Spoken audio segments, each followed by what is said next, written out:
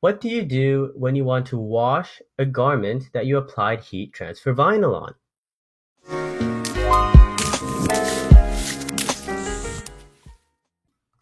Hello, and welcome back to the Go Needle channel. Today I'm going to be answering an extremely common question about heat transfer vinyl. And in short, that question is, what do you do when you want to wash a garment that you applied heat transfer vinyl on? Now, saying as how this question is extremely common, there's a detailed explanation as to what you should do. So first of all, since the adhesive on the heat transfer vinyl is activated by heat, you must let the vinyl sit on the garment for at least 24 hours without washing it. Now, this will allow the adhesive to sink into the fibers of the garment, and after you apply it, the adhesive, it needs to harden and cool. And so if you immediately put it into the washer or dryer, the vinyl will very likely peel and crack, and you don't want that. You could even damage your garment itself.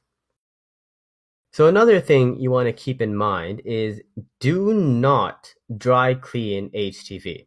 The chemicals and the harsh temperature would terribly damage the HTV.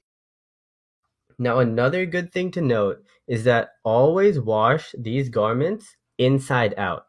This makes it so that the HTV on the outside won't rub with HTV on other garments and would peel or crack the HTV. And when you're washing it, you want to make sure you use cold water and mild detergent. Using stuff such as green detergent is known to be a bit too harsh for the adhesive on HTV. You want to avoid bleach and fabric softeners at all costs to ensure that the HTV lasts much longer. And to dry, you either want to hang dry or dry it on a low tumble setting, but not using a dryer at all is by far the best choice for the best outcome. Now, using a dryer can make wrinkles and cause the HTV to peel or become bubbly. So if that happens, you want to try ironing it and laying it down to make sure it's smooth.